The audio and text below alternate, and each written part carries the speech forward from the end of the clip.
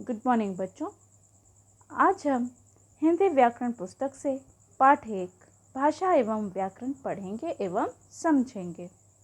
आइए पढ़ते हैं। बच्चों, जब मनुष्य को बोलना और लिखना नहीं आता था तब वह केवल संकेतों द्वारा अपने विचार व्यक्त करता था। धीरे धीरे उसने अपने विचारों को प्रकट करने के लिए पत्थरों और चट्टानों पर संकेत या चिन्ह बनाने शुरू किए। अब उसके लिए विचारों का आदान प्रदान सरल हो गया।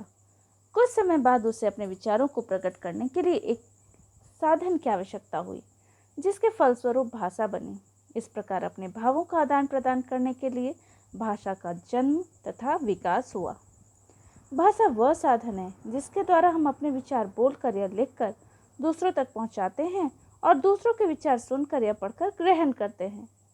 हमारी तरह पशु पक्षी भी तरह तरह की ध्वनियाँ निकालकर अपनी बात कहते हैं, परंतु पशु पक्षियों द्वारा निकाली गई ध्वनियों को हम भाषा नहीं कह सकते।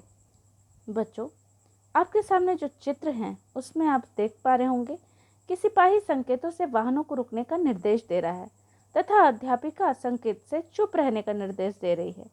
इससे स्पष्ट है कि मनुष्य संकेतों के माध्यम से अपने भाव दूसरों को समझा सकता है। यह सांकेतिक भाषा है। इस भाषा की अपनी सीमाएं हैं। हर व्यक्ति दूसरे के संकेत नहीं समझ सकता। आगे के चित्रों में देखिए, यहाँ पे दो महिलाएं जो है वो आपस में बात कर रही हैं। सोनिया बोलती है, कल तुम दुकान पर क्या कर रही थी? मोना बोलती है, मैं गहने खरीद रही थी। इन चित्र में संवादों के माध्यम से हम अपनी बात दूसरे को कह सकते हैं और दूसरे की बात को समझ सकते हैं। इस प्रकार बोलकर, सुनकर, लिखकर आदि से भावों के विचारों के आदान प्रदान का माध्यम ही भाषा कहलाया। तो हम इसकी क्या परिभाषा दे सकते हैं? मानव मन के भावों और विचारों को बोलकर या लिखकर प्रकट करने के साधन को भाषा कहते हैं। तो ये आपकी भाषा की परिभाषा हो गई। बच्चों, विश्व में अनेक भाषाएं बोली जाती हैं, जैसे हिंदी, अंग्रेजी, संस्कृत, जर्मन, चीनी, रूसी, फ्रेंच, उर्दू, अरबी आदि। हमारे देश के विभिन्न प्रांतों में भी अनेक भाषाएं बोली जाती है, जैसे हिंदी, पंजाबी, तमिल, मलयालम, कन्नड़, तेलुगु, बांग्ला, गुजराती आदि। बच्चों, अब हम पढ़ते हैं भाषा के प्रकार। भाषा मुख्यतः दो प्रकार की होती है, पहली मौखिक भाषा और दूसरी लिखित भाषा। आइए मौखिक भाषा को समझें। भाषा के जिस रूप से मन के विचारों और भावों को बोलकर या सुनकर आदान प्रदान करते हैं उसे हम मौखिक भाषा कहते हैं। मौखिक भाषा द्वारा हम बोलकर अथवा सुनकर अपने विचार प्रकट करते हैं। इस भाषा का प्रयोग बातचीत, भाषण, टेलीफोन तथा रेडियो में किया जाता है, अर्थात बोलना और सुनना भाषा का मौखिक रूप है। लिखित भाषा किसे कहते हैं? जब कोई व्यक्ति लिखकर या पढ़कर विचारों और भावों का आदान प्रदान करता है तो उसे हम लिखित भाषा कहते हैं। लिखित भाषा द्वारा लिखकर हम अपनी बात प्रकट करते हैं।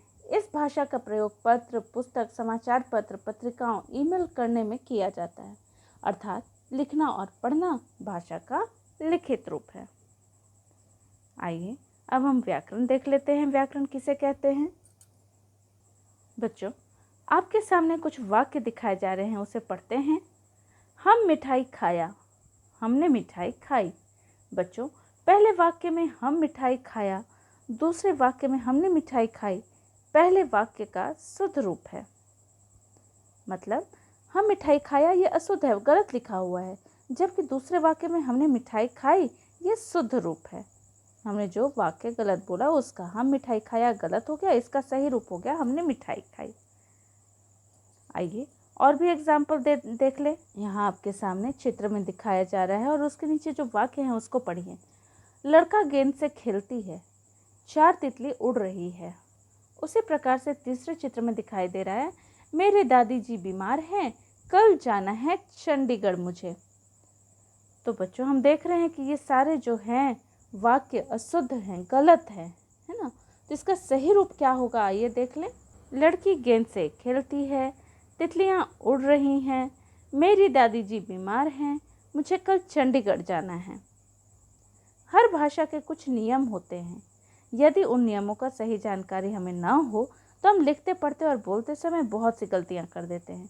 व्याकरण हमें भाषा के इन्हीं नियमों को सिखाता है, जानकारी देता है। भाषा को शुद्ध रूप से बोलना, लिखना और पढ़ना हम किसकी मदद से सीखते हैं? व्याकरण से ही सीखते हैं। और हम ऐसी अशुद्धियों से बचें और भाषा का ठीक प्रयोग करें और शुद्ध बोलें, इसके लिए हमको व्याकरण के नियमों का ज्ञान होना आवश्यक है हमारे लिए। तो इसका क्या हो जाएगा परिभाषा? जिस शास्त्र से किसी भाषा के शुद्ध बोलने, लिखने के नियमों का पता चलता है उसे हम क्या कहते हैं? व्याकरण। बच्चों, आइए अब हम देख लेते हैं व्याकरण के अंग। व्याकरण के निम्नलिखित 4 मुख्य अंग होते हैं। पहला वर्ण विचार, दूसरा शब्द विचार, तीसरा वाक्य विचार और चौथा पद विचार। बच्चों, वर्ण विचार के अंतर्गत हम क्या क्या पढ़ते हैं? भाषा की सबसे छोटी इकाइयों के बारे में पढ़ते हैं, यानी कि वर्ण के बारे में। भाषा की सबसे छोटी इकाई अक्षर अथवा वर्ण है। इस भाग में हम वर्णों के प्रकार, उसके भेद, उच्चारण और उनके प्रयोग के बारे में विचार करते हैं। दूसरा है शब्द विचार। वर्णों के मेल से शब्द बनते हैं। इस भाग में शब्द के भेद, शब्द की उत्पत्ति कहाँ से हुई, रचना कहाँ से, इस विषय पर विचार किया जाता है। वाक्य विचार। शब्दों से वाक्य बनते हैं। इस भाग में वाक्यों के भेदों, रचना, विराम चिन्हों आदि पर विचार किया जाता है। चौथा और अंतिम है पद विचार। इसके अंतर्गत संज्ञा, सर्वनाम आदि पदों के स्वरूप तथा प्रयोग पर विचार किया जाता है। चलिए अब हम देख लेते हैं लिपि किसे कहते हैं। बच्चों, भाषा बोलते समय जो शब्द हमारे मुख से निकलते हैं उनकी ध्वनियों को लिखने के लिए कुछ चिन्ह निर्धारित होते हैं। यही चिन्ह जो है वो लिपि कहलाती है।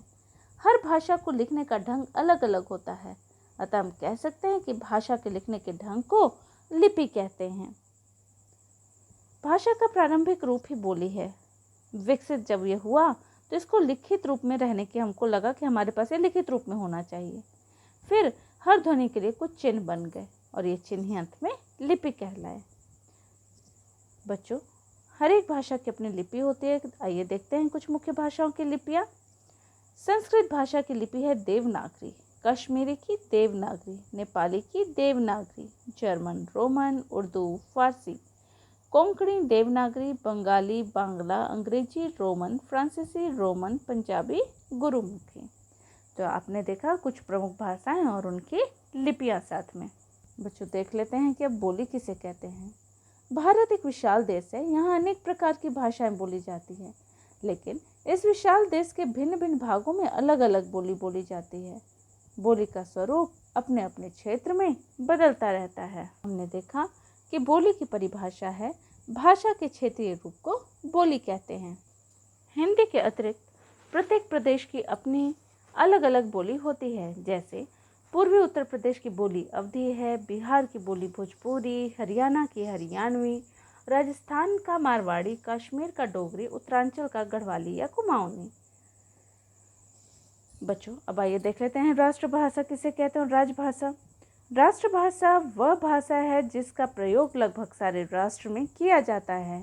भारत की राष्ट्रभाषा जो है वो कौन सी है? हिंदी है। आप इसे टिक लगा लें। राजभाषा क्या है? वह भाषा जिसका प्रयोग सरकारी कामकाज में होता है उसे हम राजभाषा कहते हैं। भारत के संविधान के अनुच्छेद 343 के अनुसार हिंदी को भारत की राजभाषा घोषित किया गया है। तो बच्चों, ये था आपका पाठ। आप इसे ध्यान से समझ के पढ़ लें। आपको वीडियो के साथ होमवर्क दिया जा रहा है प्रश्नोत्तर, आप उसे अपनी क्लास वर्क कॉपी में लिख लें। धन्यवाद।